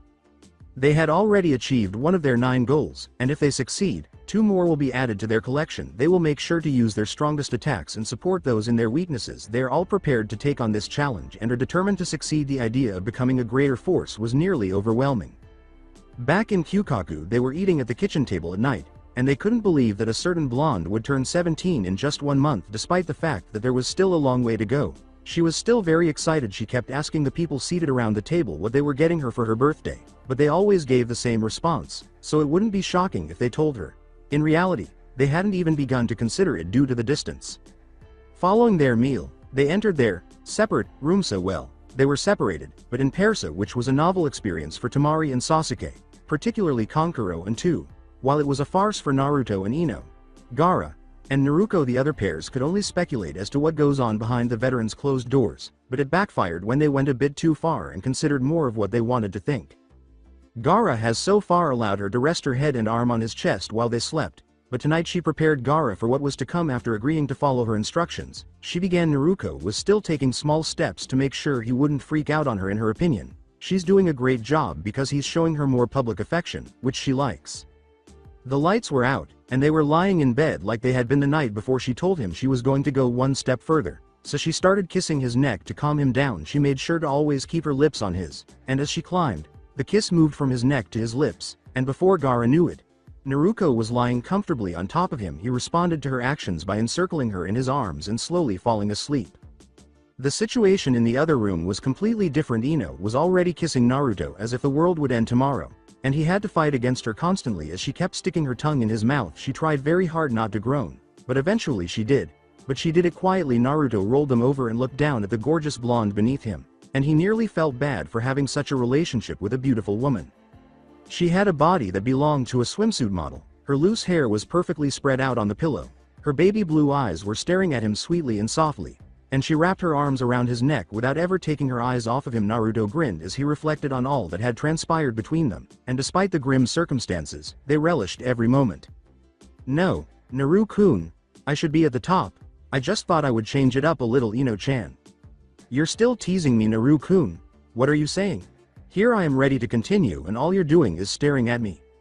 I apologize, my mistress. Without a care in the world, they returned to their routine, enjoying each other's company, and now they knew they were inseparable. The twins were facing their greatest enemy once more, and this time it was staring them in the eyes, almost staring into their souls. Sweat trickled down their faces as fear returned. Even though they had already faced it before, they were already exhausted, but their opponent was standing tall, showing no signs of weariness, and they could swear they saw a smirk appear on its face. For the 10th time, Naruto, the paperwork is not out to kill you, Gaara and Ino yelled. That's what it wants you to believe, stated the twins. Don't we have our hands full? Ino inquired. You're just figuring that out, Gaara snapped back. The twins pouted and growled a bit. Ino and Gaara turned their backs and left the room. Naruto sighed loudly and put his head on the desk. Naruto, being the helpful sister she was, rolled her chair over to Naruto and rests her head on his shoulder. She began ruffling through her brother's hair, which in turn caused the ruffling of her hair. She watched as Naruto wrapped one of her long ponytails around his neck. When Naruto poked her in the side, she giggled and told him not to do it again. Did he listen? No. It made him want to tickle her. He unwrapped her hair and turned to face her, and without a second's hesitation, he reached out and tickled her stomach, causing her to laugh uncontrollably. Everyone in the mansion could hear Naruto laughing, so they went to see what was going on. Ni-san, I'm going to kill you. No you won't, you have too much love for me. Everyone entered the room at that moment. What happened? They inquired. Don't be concerned, Ni-san was simply tickling me, and I threatened to kill him for it. Then I said she loves me too much to do that. It's because I love you that I will kill you. Now I'm scared, you better be. When Naruto was interrupted by an explosion in the village, everyone's focus shifted to the source of the large black smoke. They looked at one another, nodded to one another, and left the office empty. When they arrived at the location, one thing caught their attention. The people emerging from the smoke, dressed in a black cloak with red clouds. Sasuke tensed slightly upon recognizing the cloak, and his Sharingan came to life before he charged with his sword in hand. Before they realized what was going on, Sasuke was face to face with a member. He growled to himself as the member opened his eyes, and they were shocked to see that he also had the Sharingan. Then it dawned on them that Sasuke had mentioned having an older brother in the Akatsuki, and once they put that piece of the puzzle together, they knew who these people were and what their goal was. It was dangerous, but they had to confront them. Tell me, are you members of the Akatsuki group? The twins inquired. The man in front of Sasuke said, seems our reputation precedes us, and it seems my foolish little brother joined up with you. We would like to thank you for destroying Suna and Konoha before we totally destroy this village and take the 1 and 9 tails. We felt a great sense of relief. Itachi, what are you doing here? Sasuke inquired. Itachi grinned as he heard his brother's unadulterated rage. It's not a major issue, the 1 and 9 tails is all we want. And you already know my wish, to kill you and avenge our fallen clan. Foolish brother, you still don't have enough hate to beat me. We shall see about that.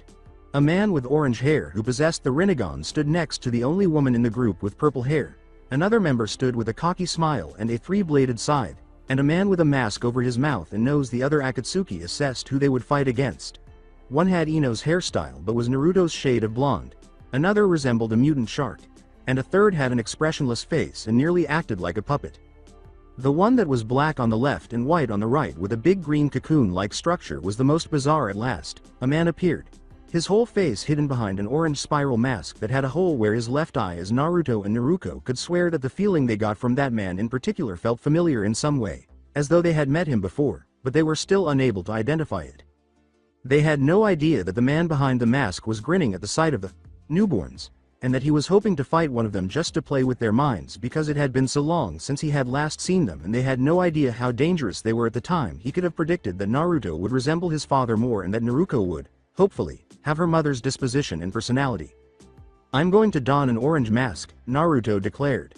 After Naruto, I'll fight Rinnegan, 3-blade scythe user it is, Gaara declared. Tamari inserted, black and white is mine, Puppet Master versus Puppet Master seems fair, declared Konkuro. When Ino said, I'll take the male version of me. Guess I'll choose purple hair, two said audibly. As they were about to charge, 2 figures appeared in front of them, and they sat down a little when they noticed a huge blade on one of the people's backs. Zabuza and Haku looked at the group in front of them, almost as if they were examining them, and Zabuza recognized one of Tama, and it seems he recognized Zabuza as well, as smiling to themselves at the prospect of an exciting battle. Well Kisame, I didn't think I would meet you like this. The shark-like man stepped forward and said, Zabuza, it's been a while. Are you familiar with him? Haku inquired. Yes, he is one of the 7 swordsmen, along with me. Don't you think this fight will be fantastic? Kisame inquired. Yes, I do. The only one left is Yukakuzu. Haku declared, I'll be his opponent. They all jumped into their respective battles after that. The mystery of where he knew him still remained, and Naruto wished he could rip off his mask to see his face when he stared into the hole in his mask. He saw the Sharingan light up. Naruto felt something stir in him at that very moment. Naruto and the masked man landed in another part of the village, and the moment they did, the masked man began to laugh. Why are you acting this way? In his mind, Naruto asked. Of course you wouldn't remember him because you were a baby, laughed Kyuubi. So, who is he? Let's assume that my relationship with him is not cordial. To put it another way, he used me as leverage to destroy the leaf. And he did a fine good job too. Avoid mocking me. Furthermore, your parents would still be alive if he hadn't controlled me. When he saw that Kyuubi had revealed his identity to Naruto, he introduced himself as Tobi. Naruto ran at him as soon as he heard his name, and when he did, chains came out of Toba's sleeves. Naruto then called forth his sword and proceeded to slash him. However, Tobi didn't pause, and Naruto felt himself being drawn into the hole in his mask. Before he could do so, Naruto disappeared and reappeared a few feet away. You're quick. Just like your father. My father? Did you know my father? Very well, my boy. With Naruto stared at her opponent, realizing that this would be difficult because they both had the Rinnegan.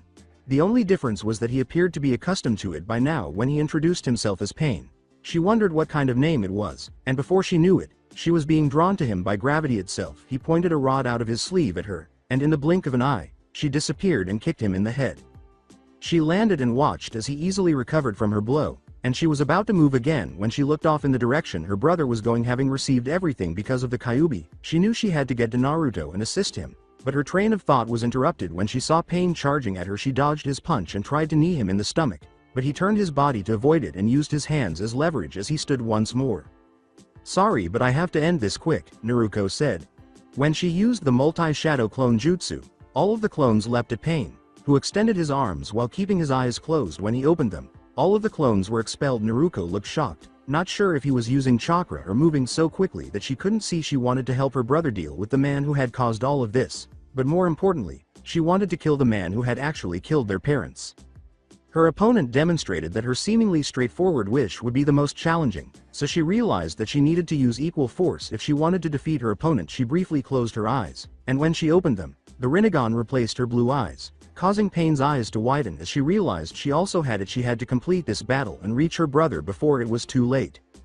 With Ino as he introduced himself as Deidara, Ino stared at what appeared to be the male version of her. He put his hand in his pouch, and she wondered what he would take out. He opened it slowly, closing his fist tightly. When he opened it, clay spiders fell to the ground, and Ino thought she could no longer take him seriously until she saw them come to life and begin to crawl in her direction. She was about to attack them when they all leapt on her, and despite her best efforts, she was unable to free herself. Her focus was diverted from the clay spiders when she heard Deidara say, "True art is an explosion." Deidara sneered and grinned at a job well done as she looked down at them, and they exploded, engulfing her in a cloud of black smoke. "If that's true art, then you seriously have a bad taste in it." She was standing up perfectly fine when he quickly turned around. "What did you say about my artwork?" "It's not up to par, to be honest. I can perform better. No one makes fun of my art and gets away with it." "Is that accurate?" When Deidara's hand returned to his pouch and was removed, Ino finally realized why he had kept it there for so long the first time. A mouth chewing on clay in the palm of his hand. Did it startle her a little? Yes, it did. But fortunately, she's seen enough strange things to be immune to such things. She was expecting spiders to emerge, but instead she saw a bird, and she was startled when he leapt onto the creature and flew away. "How do you feel about this?" When she saw the tiny dots turn into giant centipedes, she ducked and evaded them and jumped up to Deidara, only to realize that one of the creatures had wrapped itself around her leg before she could get too far off the ground. She attempted to flee, but they attached themselves to her one by one. The explosion was bigger than the last, and Deidara knew she had to be killed. Then he was shocked to see her standing with her fists clenched, showing no signs of the attack. "You know what? I'm getting really annoyed with you," Ino yelled. Her entire body was in a red aura, her hair flared out and the ribbon that held it in place burned off, her teeth sharpened and her cheeks developed whisker marks. Her hands changed, her fingernails growing long and sharp, and she looked up at Deidara, and his bird vanished almost immediately. When he landed, he realized that something was clearly wrong, and he became a little alarmed when he saw the red eyes with silting pupils. "You're the Nine-Tails Jinchuriki." "No, but I gained some power and learned how to control it because of Naruto and Naruto. The real Jinchuriki for you, this is it." In a loud voice, the Akatsuki member introduced himself as Hidan, who claims to be immortal. Gaara knew he had to be kidding him, but given everything he saw, he wouldn't be shocked if what he said was true. Gaara appeared with sand as his opponent landed with a cocky smile. Gaara knew he was a little too confident and that would be his downfall. Gaara stood with his arms folded as Hidan charged, bringing back his scythe and swinging, but was stopped by Gaara's sand. Despite his best efforts, he was unable to get through, and he jumped back as the sand began to move quickly towards him. He was able to avoid most of the slashes, but they were still there, and when Hidan got up and the cuts disappeared, he laughed, knowing that this would be one of the easiest fights yet. "Tell me, Shukaku Jinchuriki, how you intend to beat me, since your efforts will be in vain." "Really, regardless of my efforts? Regarding that, I wouldn't be so certain." "Prove me wrong then, happy." As soon as he heard the roar of sand behind him, Hidan looked up to avoid it, but was startled to see it shoot up to meet him. It clung to his foot and began climbing, covering his lower half and then his neck. When he saw Gaara, he saw that his hand was upside down, and as he put it back, the sand around him lifted him. When Gaara's hand was right side up, he closed his fist, and the sand crashed Hidan. "I actually almost thought I wasn't going to make it out of that one, just almost. You know, I almost want to kill you right now. I'm immortal, as I previously stated. You can't murder me. I may not be able to kill you, but that doesn't mean I can't defeat you. Come on and try then." With a scythe in hand, he charged at Gaara and prepared to strike, causing Gaara's sand to emerge in anticipation of what was about to happen. With Tamari, when Tamari first appeared in an isolated area of the village, she searched for her opponent, but he was nowhere to be found. She soon saw him rising from the ground, and at this point, she had no idea what to do. When he was fully out, she stared blankly. Her opponent was curious as to why she had such a blank face, but he didn't think about it for very long. He introduced himself as Zetsu, and she simply raised her left eyebrow. "Are you going to stand there or fight me?" he inquired. "I'm not sure right now. All I want is for this to end." After a while, Zetsu felt a severe pain in his back and turned to see Tamari holding her fan. She opened it and swung it up, causing Zetsu to soar into the air and Tamari to disappear from the ground. Zetsu then reappeared back to Tamari, who was just standing there, unconcerned. It was one of those days when she didn't feel like doing anything. She threw a couple kunai and swung her fan to increase the speed of her attack, impaling him before he realized what was happening. She smirked when he made a substitution, but her expression changed to one of shock when he appeared behind her and knocked her in the back, sending her crashing into the ground. She shook as she attempted to stand up, and Zetsu landed in front of her. He approached her in an almost menacing manner, but stopped when she grinned. She made a hand signal, and Zetsu heard the sound of burning paper when the paper bomb tag exploded. He winced a little and turned to Tamari, who had vanished. He searched everywhere for her, but it was ineffective. He was alone in the area where his battle was taking place. With Kankuro summoned Crow, while his opponent, who introduced himself as Sasori and said that he was a former member of the Hidden Sand Village and that Chio was his grandmother, surprisingly summoned the third Cage's puppet. Kankuro gritted his teeth looking at the third Cage, but he wondered how he got this unique puppet. The two puppet users faced each other with determination in their veins. "She was your grandmother, what?" Kankuro cried out. "Yes, she was, and I know that you along with 5 others killed her." "Yes, that is accurate. Will you stand up for her, then?" "That and then some." Sasori rushed at him and launched his puppet first, and Kankuro used Crow to throw a smoke bomb that struck Sasori's puppet before he could escape. Kankuro had already secured a firm grip on him through Crow, which grew tighter and tighter until it nearly crushed some bones before snapping on him. Kankuro knew that more was needed to cause harm.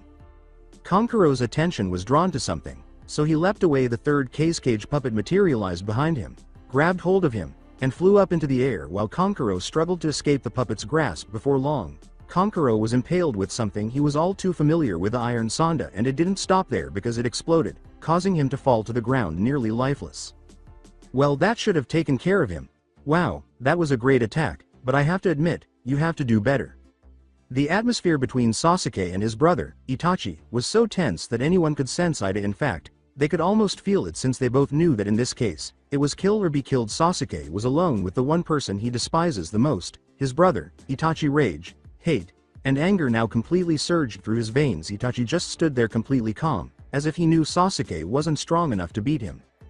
"So you believe you hate me enough to defeat me?" Itachi inquired. "I don't think, I know I do," Sasuke replied. "Come and prove it. Why don't you?" "You asked for it." Itachi gave a slight smirk before scattering with crows at the last second, and when Sasuke stopped and turned to look behind him, he was kicked in the face, skidded across the ground, and his eyes snapped open. Seeing Itachi land on top of him, Sasuke disappeared before he hit the ground, and he used his lightning chakra to power his sword before charging into the dust cloud that contained Itachi. To be completely honest, Sasuke wasn't surprised at all. In fact, he knew that Itachi would eventually unleash it, and he knew that something was protecting Itachi, because no matter how many times he tried, he couldn't get through. At that point, he realized what it was: back away from the cloud, and slowly but surely the thing that protected Itachi became visible. Well, brother, it looks like this fight will end sooner rather than later. You see, I have the most potent defense and attack system known to our clan, the Susanoo. At that point, Itachi's Susanoo was unveiled, though he was only showing his ribs at the moment. "And did you truly believe that you were the only one who had successfully unlocked it?" "What was that?" "I'm also Uchiha, and I also unlocked it." At that moment, a purple aura surrounded him, and when he opened his eyes, the Mangekyo Sharingan came to life and the Susanoo's ribcage formed. Itachi was a little taken aback to see that Sasuke had unlocked it, but they both knew that this battle could go either way and that it would ultimately depend on their will and determination to win. They had to give it their all or it would be a back and forth battle. With two, she stopped when she reached far enough away from the others and saw paper forming into her opponent. When they were all together, she stared blankly at two, who didn't know how to feel at the moment because, aside from her leaders, she didn't experience these kinds of things, and it kind of creeped her out. Two's opponent then spoke up, introducing herself as Conan, and then something clicked inside Two's head. "Conan, are you really composed of paper? So you say?" "Well then," Two grinned and held out her left arm, pointing at her fingers, and lightning bolts were seen shooting out of her body in a flurry, gathering at the tips of her fingers and sending a lightning beam through Conan. She began to burn like paper slowly, and the paper clone that Conan had set up quickly fell because it was being consumed by fire. Conan appeared above Two, using paper wings to help her fly, and she opened them, letting paper rain down on Two. "It's unbelievable that she fell for that," Conan said. "And I can't believe you thought I wasn't expecting it to be a clone." Conan turned around, but no one was there. Just then it hit her. She quickly looked up and saw Two coming down. She tried to get away, but it was too late. Two kicked her down to the earth and created a chakra blade. Conan looked up at the sky to see her coming down with a chakra blade. She quickly dispersed in paper and assembling behind Two. Once she was halfway finished, she stabbed Two in the back with a kunai. "Now it's over. I would say it's just the beginning." Conan looked to the side to see too, with lightning coursing throughout her body, bolts of lightning going out and coming in all through her body as she walked up to Conan. It's similar to when Goku, Vegeta, or Gohan went into Super Saiyan 2, but with a lot more lightning. It was official. Conan didn't know how to go about with this fight. Then she remembered, she had one thing to do, but it was risky. With Zabuza, 2 out of the 7 swordsmen appeared face to face. They were both very highly trained and excelled in swordsmanship. Kisame still had his smile on his face, knowing the possibilities of this battle. He was driven out of his thoughts when he saw Zabuza run through hand signs with his right arm extended to the sky and his left hand at his chest. He performed the one jutsu that gave him complete advantage. Hidden Mist Jutsu. When thick mist covered the area, Kisame spoke up. Well, Zabuza, I see you want to finish this very swiftly, but you're forgetting that mist is still basically water. I know that already, but it matters little since you won't be able to injure me. Is that accurate? I am not known as the demon of the mist for nothing. At that moment, Zabuza vanished into the mist, and Kisame remained vigilant, knowing that he could attack at any time. While all was quiet, Kisame appeared to be by himself in the mist, and then he leapt away from where he was standing.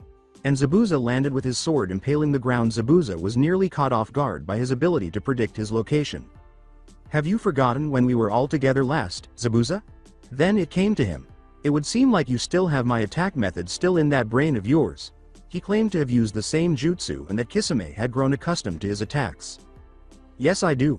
Since he could predict where I would strike, I'll just have to do what I've been taught. 4 days ago, as they were about to spar, Zabuza stood in front of Kankuro, but he was stopped in his tracks by a voice. They turned to see Naruto approaching them. Hey everyone, how are you? Hey Naruto, nothing much, just training, Zabuza, Kankuro answered. Well, then I have something to share with him. Just to let you know, there may come a time when people will be able to predict your attacks. In that case, you should clear your head and surprise yourself. 4 days ago, with a sly smile, Zabuza followed his instructions. Kakuzu remained silent as he studied his opponent, unaware that Haku was already formulating a strategy. 3 ice needles appeared from the gaps between his fingers, and he launched them swiftly. Kakuzu stood there, and the ice needles broke into pieces, surprising Haku, who knew it should have at least pierced his skin. With me, that won't work. You see, I have 5 hearts, including my own, and I can harden any part of my body, Kakuzu said. What if someone had 5 hearts? Haku pondered. He held out his right arm and what appeared to be threads emerged from the stitches on his body. That's easy to answer. I stole them. I've lived a very long time ago. I take over people's abilities when I steal their hearts. The fire mask opened its mouth and threw a fireball at a mirror. Kakuzu removed his Akatsuki cloak to reveal 4 masks on his chest and stomach regions, each of which separated from him and became its own living creature. Haku knew he had no choice but to use his Kekkei Genkai, so he did his special hand sign and performed it soon. Ice mirrors surrounded Kakuzu completely, each of which held an image of Haku. Kakuzu used the wind and fire masks to combine attacks, but even though the fireball was bigger, it wasn't enough. Haku used this time, when he was distracted, to attack, and ice needles came out of his hands and threw them at Kakuzu. When it died down, the ice mirror was still there, but steam was emitted from the point of contact. By the time Kakuzu realized what was happening, he was already being impaled by needles from every direction. He panted and looked around, trying to figure out which one was the real one because they all had the same appearance and moved at the same time, making it challenging. Kakuzu heard a rumbling sound and leapt away, but just as he did, an ice spear emerged from the ground. Wait, I have to remember what Lady Naruto said to me. 3 days prior, Naruto said, "Thanks for the help, Haku," as she set the groceries on the counter. It's my pleasure, Haku. I want to share with you something. We recently learned that a group known as the Akatsuki will be visiting, though we are unsure of the precise time. If you decide to fight and it turns out that the opponent has pawns, eliminate the pawns before concentrating on the opponent. Thanks for the hint. 3 days prior, Kakuzu kept this in mind as he concentrated on the masks that transformed into beasts. He heard another rumbling sound and leapt away, but as he turned to look, he saw that the ice spear had struck the fire mask with great force and power, causing the mask to crack and then eventually collapse. Kakuzu was shocked, wondering what the ice was made of, and before he knew it, an ice spear had already attacked the wind mask. With just the water and lightning masks remaining, he had to upgrade his body. His headband and masks came off as his threads split into 6 pieces and came out of his back. Then, the water and lightning masks went back together with him, and the masks appeared from the thread above his shoulders. Haku then knew exactly how to deal with Kakuzu to put an end to this battle. The threads shielded him from the ice needles that Haku threw at him, and when he did, the threads lashed out, and an ice spear impaled him as well as the masks, which broke. And Kakuzu finally left the world. He had spent hundreds of years in Haku, cancelled his ice mirrors and went to make sure he was dead, checking Kakuzu's impulse and finding nothing. Then he wrapped him in ice and broke it, deciding to go check on Zabuza. Everyone else was equally fortunate. Some arrived more quickly than others, but in any case, they were informed of their potential invasion and were preparing for it. Naruto delivered a Rasengan infused with Kyuubi chakra after escaping Pain's planetary devastation. Ino, weary of seeing Deidara's insects, allowed herself to be captured by a giant centipede, and just as he was about to detonate it, he saw her free. Tamari kicked Zetsu in the air, swung her fan, and wind blades sliced through him before he could escape. Kankuro trapped Sasori in Crow's chest cavity, and all the other parts sprouted blades and went into its spot, killing him. Having learned this technique from Sasuke, she charged Konan with the Chidori and struck her through the heart. With Haku's help, Zabuza was able to knock Kisame off balance and cut his neck with his sword, but Naruto, Sasuke, and Gaara were still fighting. Naruto and Ino had come to Naruto's side, while Tamari and Kankuro had appeared on Gaara's. Sasuke was taken aback when two appeared next to him and offered to assist. And now that most of them were regrouped, they had a better chance of winning. All right, let's get started. We're going to launch an immediate attack. Ino and Naruto, are you prepared? Naruto inquired. Yes, they answered. The twins and Ino, to be honest, couldn't believe what they were seeing either, and the Toba's eyes widened as two figures appeared in front of them just as they were about to charge. They all questioned how this could be possible. Looks like we made it in just in time by the looks of it. I will say I had assumed that we would meet them at a more upbeat time. It can't be, Naruto said. Naruto said, you two can't possibly be, Mom? Dad? Naruto uttered those words. Their parents, Minato and Kushina, were standing in front of them, grinning at their kids as they turned to face the opponent from 16 years ago, who was utterly stunned by this revelation. They were prepared to face him because he had made their kids into the Jinchuriki for the 9 tails that they are today. Kushina, are you ready? You bet I am. Minato and Kushina were standing, breathing, and living right in front of the twins and Ino. They had heard that they had died on their birthday when the Kyuubi attacked, but here they were, standing, breathing, and living for some reason. They couldn't look away from the twins' parents' up show. They were so stunned that they hadn't even blinked for a while. Then the twins asked someone special the one burning question. Why in hell didn't you mention that they were alive? They questioned Kyuubi. Avoid asking me, like you, kids. I'm shocked. As they returned their focus to their parents, they noticed them approaching Tobi. Minato pulled out his special teleportation kunai while Kushina, in a terrifying move, cracked all of her bones to loosen them. Minato disappeared in a yellow flash and then reappeared behind him. Tobi turned to attack, but Kushina slammed down on him, revealing her formidable strength, and the twins and Ino did their best to maintain their balance as the ground shook. He threw his kunai at Tobi, and it phased through him. Minato caught it by teleporting to it, and he proceeded to stab him. Tobi knew what was going to happen, so he was not surprised to see him dodge. In fact, he was hoping that he would. Minato quickly felt him being drawn into the hole in Toba's mask, and he quickly disappeared out of danger before reassembling with Kushina. Have you completed it? Kushina inquired quietly. Yes, I did. He has grown stronger, but he is still the same as when I fought him. I believe the entire family is necessary, Minato said. Kushina calls her kids over and says, that's what I figured you'll say. How about we all work together to defeat him? Of course. The twins didn't need to be asked twice. In fact, not once. All right, let's get started. You're with me, Naruto. You're with your mother, Naruto, Minato said. Naturally, she was initially shocked when she received a message from Kyuubi via the Kyuubi chakra connection in Ino. You might as well settle in this as a kit for family disputes. Kit? Who are you calling? I'm sorry, Ino, Kyuubi remarked mockingly. In another scene, the Sand siblings were facing Hidan when Gaara told them about his eternity. They instantly wondered how they were going to defeat him, seeing that they had the same face as him. He realized that they were thinking the same thing when he found out. Gaara then came up with the only way to defeat him, and after informing Tamari and Kankuro first, they prepared to charge while brandishing their preferred weapons.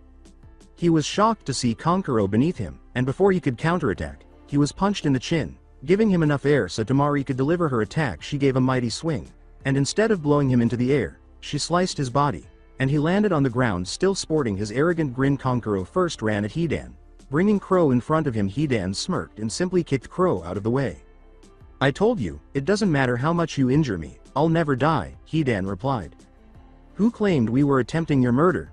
Kankuro and Tamari said. He heard silence for the first time since he began the battle, and he looked over to where the twins were and could tell they were still fighting at that moment. the ground beneath Hidan began to move, and he saw sand beginning to sink him into it. He looked at Gaara, who had his hand on the ground as the sand continued to suck him in, and soon his entire body was covered in sand, and the sand stopped moving and returned to Gaara.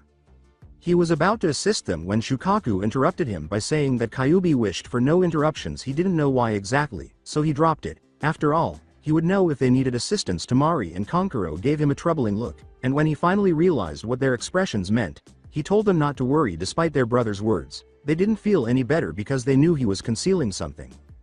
When Sasuke and Tu faced Itachi, it was obvious that Itachi easily defeated them both. Sasuke wrapped himself and Tu in the Susanoo as he watched Itachi make his and swing his sword, but Itachi's Susanoo shield materialized and deflected the blow. Pushing his sword back and leaving it open, Sasuke then shot an arrow at Itachi, which was sliced in two by Itachi's next sword. "Foolish little brother, I told you that you can't beat me," Itachi said. "We'll see about that." Sasuke grinned in response. When he looked up, he saw that Sasuke was now alone in his Susanoo and that the sky was beginning to turn gray. Then, a lightning dragon emerged from the clouds, and deep inside the dragon, Sasuke saw too. A lot was going through his head, but he was brought back to reality when he saw it collide with Itachi's Susanoo. The blast was so powerful that someone could hear it halfway around the world. I may be exaggerating a little, just a little. It took some time for the smoke to clear, but eventually it did. Tu was seen walking out slowly and appearing as though she might fall at any moment. Sasuke cancelled his Susanoo to assist Tu, and when he arrived, he could see that she was sweating profusely and that the jutsu had consumed too much of her chakra. In addition to the fact that she had finished a battle before approaching him, she fell lifelessly, and Sasuke caught her. "Hey Tu, how are you?" "Why yeah, I think you knew this would happen, so why did you use that jutsu?" Because you use it as a last resort. At least it's over now." "I wouldn't say that, brother." While it hurt to see Itachi, it hurt even more to know that Tu's efforts were in vain. He looked down at her, and she smiled wearily and told him to leave. Zabuza appeared and offered to help, but Sasuke quickly denied it. He quickly snapped his head to the side to see his brother standing, showing some signs of damage, but the Susanoo blocked most of it. "Thank you for the offer, but my brother and I are the only ones involved. I can't let it be in vain. After what Tu did, take her to the hospital so her chakra can be replenished, and that's a clear directive." "Yes, I will," Itachi said after Zabuza had gone. "You should have taken his offer. It started with this and it will end with this." The Uzumaki family was yards away from the person who split them apart and made them wish they had each other. Kushina and Naruto charged the man's right, while Minato and Naruto charged his left. Tobi watched them all go in different directions as they ran toward him, and each threw a kunai at him. Of course, the kunai and the twins phased through him before they could escape. He grabbed them by the wrists. "I got them now," Tobi realized when Kushina and Naruto appeared from the side with chakra-filled fists. Tobi quickly turned around and caught Minato's hand. The twins felt themselves being drawn into Toba's mask and fled, but Toba's eyes widened from behind his mask. Now realizing it was a shadow clone, when he looked up, he saw Naruto with a Rasengan, and he quickly fell back down to the ground, kicking up a dust cloud he had just dropped. Naruto said, "Nice one, Ni-san," as a compliment. "Thanks sis, but it wasn't enough," Naruto told Naruto as they turned to face Tobi, who was standing. "We have to use it," they said. I realized that. They closed their eyes, and their parents, including Tobi, turned to watch them as their power increased. Tobi recognized it, and his suspicions were validated when the twins opened their eyes, revealing the Rinnegan in place of their blue eyes. Minato and Kushina grinned slightly, realizing that their children had likely outperformed themselves and that this was the pivotal moment. While Kushina wore a sly smile, Minato gripped his kunai tightly and snapped his head to the side. Seeing his wife's hair defy gravity, her body turned black, and her eyes replaced by yellow lights. Minato backed off a little in sheer terror, leaving Naruto and Naruto perplexed before they could say anything. Kushina's fist had already made contact with Toba's stomach. "Why do you appear to be afraid, Dad?" the twins inquired.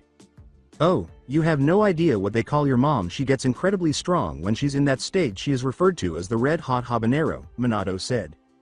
Tobi was on, more like in, the ground, lifeless, and they thought she had killed him until they saw his finger twitch second by second. He managed to stand up, but he was shaking, and they could see that his mask was cracked. Almost waiting for the final blow, they nodded among themselves and prepared to attack Kushina, who seemed even more frightening to her children. The twins disappeared, and before Tobi could figure out where they were, Kushina materialized in front of him and gave him a roundhouse kick to the side, sending him flying across the street as he was airborne. Minato materialized beneath him, grabbed his arm, twisted his body, and caused Tobi to skid. The next thing Tobi saw was a red, upside-down funnel falling from the sky. The twins were forming their Super Rasengan while their parents were diverting his attention. It appeared that Kyuubi wanted to assist and added his chakra, which gave the red color. They descended and their attack struck Tobi. Minato was stunned by the sight of the jutsu power, and Kushina was so struck by it that she reverted to normal. The twins went back to their parents, and after a while, Tobi stood up and his mask broke off entirely. It can't be, Kushina and Minato said. Obito? It's been a long time, sensei, and I see you're doing well, Kushina. Who is this man? From where do you know him? So he was Dad's student and close to Mom and our family, but he turned into this? The twins inquired, and their parents responded. Sadly, yes, said their parents. Naruto quickly, out of rage, threw a kunai at him. Naruto was next as she charged at him. Obito stood there as the kunai phased through him and he dashed towards Naruto. She had her fist balled as she threw a punch. Her fist phased through him and she watched as his hand grew close to her arm at the last second. She vanished and Naruto quickly attacked with a giant Kyuubi Rasengan. What happened 16 years ago was replayed in Minato's mind.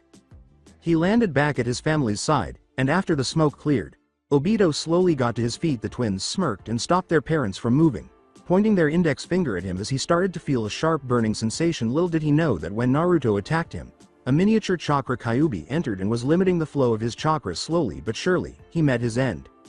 Sasuke's perspective. Itachi countered by slicing the arrows and launching his sword towards Sasuke, but Sasuke used his shield to block the impact. Itachi ran at Sasuke and attempted another slash, but Sasuke blocked with his shield and shot an arrow covered in Amaterasu, which Itachi dodged and cancelled his Susanoo, and Sasuke did the same. Both Sasuke and Itachi had their full Susanoo up and were prepared to settle this dispute. Itachi remarked, "Well, Sasuke, you've seriously have gotten stronger," in approval. "Believe me when I say this, it's only begun, so now you think you have enough hate to defeat me? As I previously stated, I don't think, but I am aware my hatred increased after what Tu did, which wasn't enough to make you weaker. Then come on and prove your theory, happy." Sasuke unsheathed his sword and it erupted with his lightning chakra. "Here I come." "Have it?" Sasuke disappeared and materialized above Itachi, but Itachi scattered into crows. Sasuke watched as the crows started to fly around him, and then Itachi emerged in the middle of the crows, extending his right arm and placing his thumb, index, and middle fingers to Sasuke's left eye. Sasuke grinned and made the tiger hand sign before releasing the genjutsu Itachi had put him in. "If you wish to beat me, then you're going to have to do better," Sasuke said. "It seems like those tricks won't work on you no more. I've done graduated from that." Itachi growled as he charged at Sasuke again, his eyes widening at the sight of Sasuke's sword blazing with the Amaterasu. Sasuke charged and went for a slash, but Itachi ducked under the lethal blade before delivering an uppercut to Sasuke's chin. Sasuke saw his brother's fist and leaned back, causing him to backflip away. Itachi was in close proximity to Sasuke, trying not to give him any breath. Sasuke smirked and swung his sword, and before he could think, Itachi slid beneath the beam of an Amaterasu sword. Then, above him, Sasuke came down with his Amaterasu ignited blade, and Itachi dispersed in crows and reassembled behind Sasuke. When Sasuke turned to look behind him, he saw Itachi shooting the Amaterasu, bringing his sword in front of it and spinning it quickly, absorbing the Amaterasu into the blade. Itachi said, well, looks like I can't use my Amaterasu against you after being grounded. Not while I have this sword in my possession. You don't have the sword, do you? How long will it be in your possession? Let's find out." Before leaving, Itachi spoke to his dying brother before he closed his eyes and turned his back to Sasuke and watched as his brother was swallowed by the eternal black flames. Itachi swiftly disappeared and then reappeared beneath Sasuke, thrusting upwards with his hands and knocking the sword out of Sasuke's hands before getting back on his feet and tripping Sasuke before shooting the Amaterasu at him. "Looks like you still can't beat me. Want to place a bet on that?" Itachi looked upwards to see Sasuke in very close range of him. Sasuke slashed Itachi across his back with his Amaterasu blade. Itachi questioned how he wasn't engulfed in the Amaterasu. Sasuke explained that he knew what he said will trigger him to take the sword away. Sasuke then quickly transformed into the sword and created a clone in his place. Itachi smiled as the flames began to devour him. In his dying breath he spoke his last words. "You really have gotten stronger, Sasuke." After Itachi's body hit the ground, still, with flames engulfing his entire body, Sasuke turned and left, closing his eyes in relief that he had defeated his brother and sorrow that he was truly the last of his clan. He started to run to the hospital to see how Tu was doing, and soon after, he ran into the twins, who nodded at each other and hurried off to the hospital. After hearing Sasuke's description of Tu's condition, the twins and Sasuke hurried to the hospital to see how she was doing. After realizing that Kankuro must be in a state of turmoil, They quickened their pace and leapt and dashed on rooftops at full speed before long. The hospital was in sight, and in a split second, they burst through the door, taking a moment to get their bearings before asking where to was.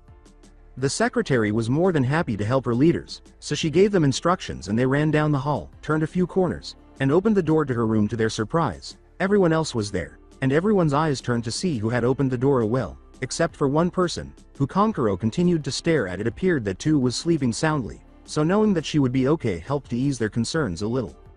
"Fill us in," said the trio. "According to the doctor, she simply lost her chakras. She will have to stay here overnight so the doctors can make sure they can clear her, but it shouldn't be long before she wakes up and speaks," Ino said. "Well, that's good to know." Naruto sighed. "Yes, you're correct. I didn't know what to do with myself when I saw her state," Konkuro said. "We've all been in your position, Konkuro, and we know how you feel," Naruto said. "Whether it is our partners, family, or just a good friend, we've had that experience," Sasuke injected. Konkuro smiled, knowing he has the best kind of friends. Eventually, they all went to the mansion, and when they did they met food on the table. They all wondered who it was who cooked and prepared them dinner, but when they took a taste it was the farthest thing from their mind. They all ate and enjoyed every single bite of the home-cooked meal. When they were finished they all seemed satisfied. Well, you sure didn't waste any time eating my dinner." They turned around and saw a long red-haired woman still dressed in an apron. The majority of the group wondered who this woman was. But then a man came out with features representing Naruto. They looked at the blonde twins as they announced that they were their parents. Sasuke, for one, was shocked that Minato, the fourth Hokage, was Naruto's dad. He couldn't get past that they were complete opposites. Naruto," Sasuke said, "what's on your mind? How the number one hyperactive knucklehead ninja is the son of one of the Hokage? What does that mean?" "It's okay, easy Ni-san." While attempting to restrain Naruto, Naruto said. Minato jokingly said, "I guess he got his ways from his mother." "What was that?" From behind, Kushina said, her hair defying gravity as she cracked her knuckles. The remainder of the evening was spent laughing at the Uzumaki family's unity when they learned the following day that Tu was prepared to leave the hospital. Konkuro was the first to flee the mansion. The others could only laugh and shake their heads, but his siblings hung their heads in embarrassment. Sasuke and Naruto accompanied their partners as if to show support, and they all went to the hospital with their significant others. At the hospital, Konkuro was in the middle of doctors doing last-minute tests to determine whether it was safe to let Tu go. When they were done, they couldn't resist telling Tu about how Konkuro behaved while she was unconscious, and she laughed a little because she knew he was just worried about her. She thanked him by kissing him on the cheek, which made him blush a little as if it were a contagious disease. All women stole kisses from their men. They wished their parents were in the living room or kitchen when they arrived, but for now, they would enjoy this moment of having everyone back safely. Naruto and Naruto discussed whether or not to tell Tu that their parents were with them, and they even picked up a few groceries because Kushina used the majority to make dinner last night. They would love to see her reaction because it was priceless on the others. When the twins revealed that they were their parents, Tu's reaction was the same as everyone else's. She gave them a long, hard look, then looked between them and their parents, and finally, she freaked out when she heard Inoichi laughing. They had only known one face when they entered the mansion, and the other two were unfamiliar to her. "Dad, what's so funny?" Ino inquired. "Dear, it's nothing. Simply put, Naruto and Naruto looked adorable together as infants." "What?" the twins cried out. Both of them blushed, half in embarrassment and half because they actually looked too comfortable together. They ran over to him and saw a picture of them as babies, sleeping together in the same crib, wearing fox pajamas. Their focus shifted from the picture to their parents, who were snickering, and they went to look, and soon they looked just like their parents. Naruto took the photo and showed it to everyone but Ino. "Why won't you show me the picture, Naruto?" Ino asked. "Because I think you don't want to see it, but now I do want to see it." "Are you certain of that?" "Yes, I am," Naruto interjected. "Ino, trust me, you don't want to see that picture," and everyone else concurred. "I'll make that determination."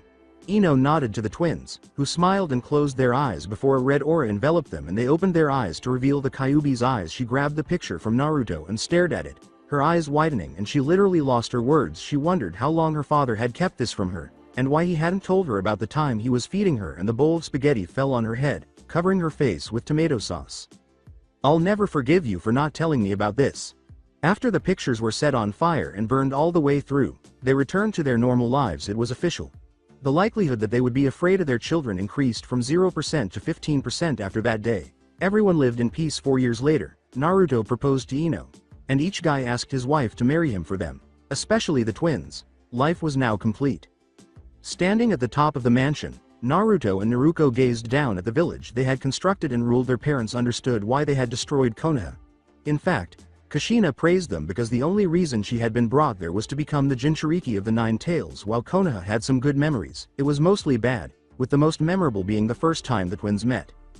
They exchanged glances at that moment, and for a moment, Naruto thought he saw a 12-year-old Naruto, and she thought she saw him. They grinned and turned back to the village, and Ino quickly gave Naruto a back hug while Gaara appeared behind him, holding her by the waist. Naruto and Ino then switched places, and Minato and Kushina watched from a distance as their grown children made a significant step.